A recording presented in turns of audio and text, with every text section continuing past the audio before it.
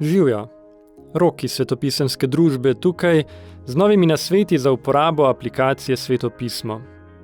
Danes si bomo pogledali, kako v aplikaciji označiš in kopiraš svetopisemsko besedilo.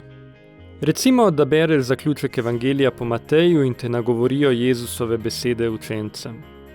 Če klikneš nanje, se ti odpre vrsta možnosti, ki jih bomo spoznali v naslednjih korakih.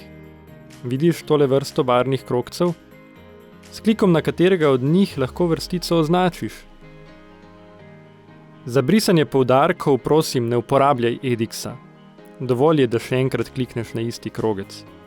Vrstico lahko tudi kopiraš in uporabiš v SMS-u, mailu ali v kateremkoli drugem sporočilu. Naslednjič pa, kot rečeno, o slikah in deljenju z drugimi.